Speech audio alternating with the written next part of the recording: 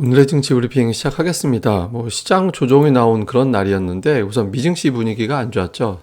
다우지수를 비롯해서 이제 미국 주요 증시가 빠졌고, 특히 이제 다우지수가 빠진 자리가 좀 찜찜하잖아요. 200일선에서 계속 저항을 맞고 상승 반등이 이제 마무리가 되는 경우가 많았는데, 넘어가고 나서 오늘 그거를 깰 정도의 어떤 하락이 나오다 보니까 미국의 상승 반등 사이클이 끝난 거 아닌가, 이런 걱정이 좀 있었죠. 이런 걱정을 유발했던 것 중에 대표적인 게 미국의 이제 중간선거. 그러니까 중간선거, 특히 상원 결과에 예민하게 본 것 같습니다.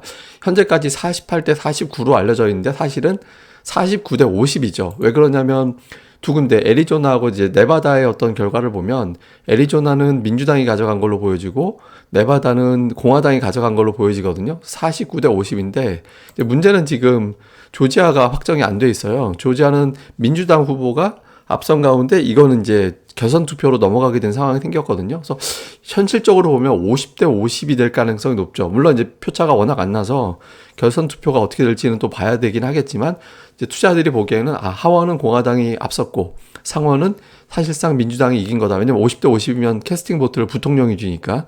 이렇게 되면 좀 견제가 돼서 개혁 정책이라든가 규제 정책이라든가 정부 지출 이런 것들을 좀 막게 될 것이고, 막게 되면 주식시장에는 좋을 거야, 이렇게 이제 기대했던 투자들이 조금은 이제 실망하게 되는 그런 상황이 만들어졌습니다. 근데 이건 별로 의미가 없어요. 왜냐면 선거 딱 끝나서 그 유불리에 따라서 주식시장이 큰 방향이 결정되거나 그러진 않거든요. 그래서 그냥 일정 끝나고 나면서 여기를 이제 핑계로 좀 매도가 나왔다, 이렇게 볼 수 있습니다. 그러니까 대체로 중간선거 끝나면 증시는 다 괜찮았거든요. 그래서 이거 자체에 대해서 이렇게 예민하게 볼 필요는 없고, 다만 이제 일정에 대한 부담이 있죠. 그러니까 오늘 CPI가 나오게 될 텐데 예상치가 8.0, 제가 이제 8.0으로 표기한 게 지금 계속 달라요. 그러니까 7.9에서 8.1 사이라서 평균적으로 보면 8.0, 코어는 6.5.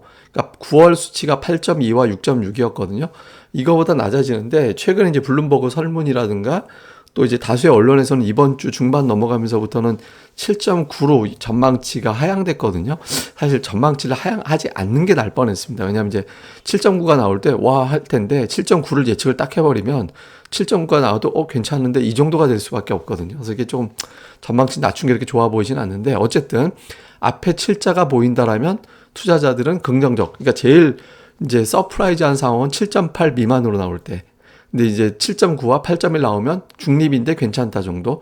8.2 이상이 나오면 악재, 이렇게 이제 구분이 될 겁니다. 그래서 CPI 봐야 될 것 같다. 올해 7번, 최근에 7번 중에서 6번이 예상보다 높게 나왔거든요. 그래서 이제 CPI 일정의 증시가 그렇게 딱히 좋았다, 이렇게 반응한 적이 한 번인가 밖에 없었으니까 여기에 대한 긴장감이 좀 있었을 거고요. 그리고 여기에 이제 가상화폐, 비트코인 가격인데 이게 뚝 떨어졌잖아요.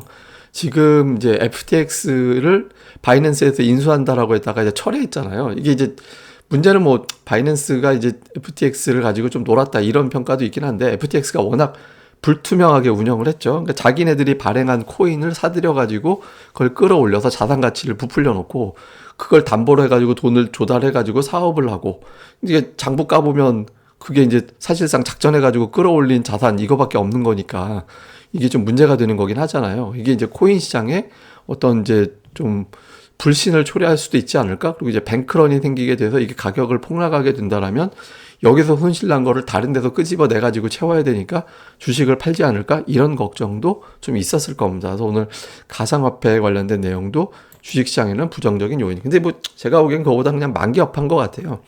예, 만기에 따라서 오늘 외국인들이 그동안 그렇게 열심히 매수하다가 대규모는 아니지만 어쨌든 매도로 바뀌었잖아요. 예, 동시효과 이제 들어와서 그렇지 외국인들이 어쨌든 오늘 제법 매도를 했거든요. 그러니까 9거래일 만에 이제 매도로 바뀌었죠. 매도한 종목을 딱 보면 삼성전자를 2,400억 팔았어요. 그러니까 지수 눌러야 되니까. 예, 삼성전자 말고는 사실 딱히 눈에 띄는 종목이 없거든요. 삼성 SDI도 매도로 바뀌긴 했지만 규모는 크지 않고. 근데 IT 업황 때문에 팔았다고 하면 하이닉스를 사면 안 되잖아요. 기아는 팔고 현대차는 사고. 그러니까 엇갈렸죠. 그러니까 이제 만기 영향이 어느 정도 있었구나, 이런 거를 이제 보여주는 대목이다, 이렇게 볼 수 있겠고, 이제 만기날은 사실 종목이 뭘 매매했느냐, 코스피 종목을 이렇게 의미 있게 두기는 좀 그렇긴 하거든요. 근데 어쨌든 기관은 삼성전자를 사고 이제 외국인들하고 이제 반대 포지션 쥐는 것 때문에 그렇게 됐던 것 같아요. 그다음에 이제 그 외에는 이제 방산 관련주들이 있고 이제 화학주들이 좀 몇 개 포진해 있는 게 좀 특징입니다. 그러니까 화학주가 상단에 올라온 게 오늘 특징이었고, 매도 쪽에서는 카카오, 네이버 이런 것들이 지금 매도로 나오고 자동차 쪽을 팔고, 이런 구도가 됐고요.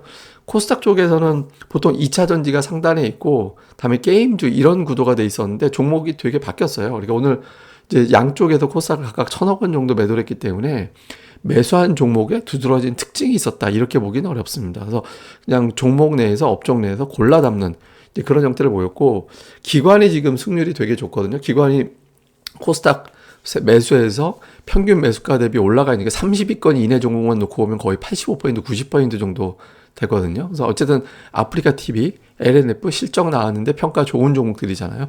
그러니까 이런 종목군들 중심으로 매수를 했고, 최근에 이제 매수하던 일부 반도체주는 또 매도로 바뀌고, 그러니까 이제 종목들별로 조금 엇갈리는 그런 형태를 좀 보였는데, 숫자가 잘 찍힌 종목들 중심으로 매수했다라는 게 오늘의 특징이었습니다.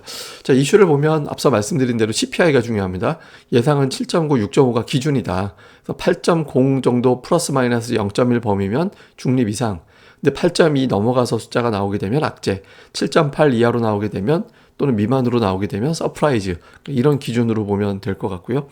다음에 이제 미국의 증시 주요 재료가 뭐가 될 거예요. 사실 선거가 이제 뭐 선거 가지고 하루 더 물그늘어질 수도 있겠지만 지금으로서는 이제 물가, 경기 또는 테슬라, 그러니까 지금 테슬라 주가가 빠지는데 사실 저게 테슬라가 실적 때문에 빠지는 게 아니라 머스크 때문에 빠지는 거라 저걸 또 역으로 기회로 활용하는 사람들도 있을 거거든요. 이제 어느 시점이 그게 될 거냐. 그러니까 어쨌든 요 중에서 어느 쪽 이제 이슈가 이제 메인이 될 거냐. 그러니까 여기서 이제 잘 되려면 실적이라든가 아니면 이런 것들이 이제 너무 부정적인 단어로 이제 되기보다는 기업들, 개별적인 기업들이 호재를 만들어내면서 올라가는 게 제일 증시는 좀 좋아질 수 있거든요. 지금 뭐 경기가 좋다 이렇게 끌고 갈 수 있는 장이 아니잖아요. 그래서 개별 기업들의 이슈가 좀 두드러질 거냐 아니면 이제 부정적인 단어가 나올 거냐 요거 봐야 될 거고요. 다음에 이제 외국인들 오늘 매도까지 돌아섰는데 이게 이제 완전히 돌아섰는지는 봐야죠. 근데 이제 외국인들이 만약에 연말까지 매수를 해주면 12월에 증시가 좋아질 수 있거든요. 이거 제가 이제 잠시 후에 또 차트 보면서 말씀드리겠지만 기관은 12월에 매수하잖아요. 배당금 때문에 매수를 비차익으로 들어오는 그런 경향이 있기 때문에 차익도 마찬가지지만, 그래서 기관이 어차피 12월에 매수하는 거는 기본으로 깔고 가는 거라서 외국인들이 매수가 이어지게 된다라면 11월에 이어서 12월까지 증시가 괜찮을 가능성이 있거든요. 그래서 요 구도를 볼 필요가 있습니다. 근데 오늘은 뭐 별로 이게 업종은 없고 그냥 미세먼지 관련주들, 수소차, 뭐 일부 제약주 정도가 올라간 거 외에는 이게 특징이다 이렇게 보기는 어려운 것 같습니다. 근데 11월에 보면 우리 증시가 괜찮아요. 그러니까 홍콩이 좀 두드러지게 튀었고 코스피 중국, 다음에 대만이 우리하고 좀 비슷하게 올라갔거든요. 근데 이제 코스닥은 또 거기에 비해서 빠졌죠. 대만은 TSMC가 이번 달에 한 7% 정도 올라가서 그런 거고, 그러니까 지금 코스피가 외국인들 수급 때문에 굉장히 양호한 어떤 흐름이 나오고 있거든요. 근데 오늘 일정이 끝나면서 하나 고비가 되는 게 이게 지금 121선. 121선은 6개월 선이잖아요. 6개월 동안의 평균, 6개월, 120일 거래일이면 6개월이니까. 그러니까 두 분기 동안 장악했던 재료를 뚫고 나가느냐, 그걸 뒤집을 정도의 재료가 되느냐. 6개월 동안 큰 재료라는 게 뭐 긴축, 경기 침체 우려 이런 거잖아요. 경기 침체 우려를 뒤집을 수 있는 거는 중국의 방역 완화 이런 거 기대였거든요. 이게 이제 계속 재료가 될 수 있을 거냐. 그러니까 여기다 이제 투자들이 고민이 되는 거죠. 그러니까 여기에서 외국인들이 계속 매수를 해준다면 2,500 정도까지는 타진해 볼 수 있다. 그러니까 특히 이제 외국인들이 중요한 게 제가 그 말씀 드렸잖아요.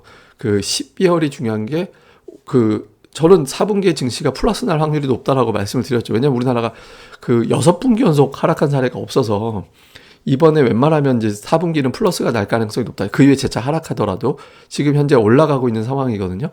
근데 이제 이게 12월에 양봉이 좀 커지려면 외국인들 매수가 들어와서 12월 기관 매수하고 맞물리는 형태가 되면 가장 베스트한 상황이 될 수 있거든요. 그래서 그렇게 된다라면 대형주들이 이제 계속해서 시장을 끌고 올라갈 수 있겠죠. 그러니까 지금 ADR이 높은 상황이라서 제가 ADR 계속 이번 주 들어서 말씀드리잖아요. 그러니까 광범위하게 종목이 올라갈 수 있는 상황이 아니기 때문에 지금 이제 기관들, 그러니까 외국인들이 지수 잡아주고 기관이 수익률 게임 벌이고 이런 구도거든요. 그래서 이런 거를 좀 적절하게 활용해 보시는 게 좋을 것 같습니다. 예, 뭐 자세한 내용은 또 제가 다음 방송에서 설명드리겠습니다. 유튜브 시황맨 TV 이 방송 구독하기 꼭 부탁드리고요. 그리고 네이버에서 고릴라 리서치 카페도 꼭 방문 그리고 이제 가입 부탁드립니다. 감사합니다.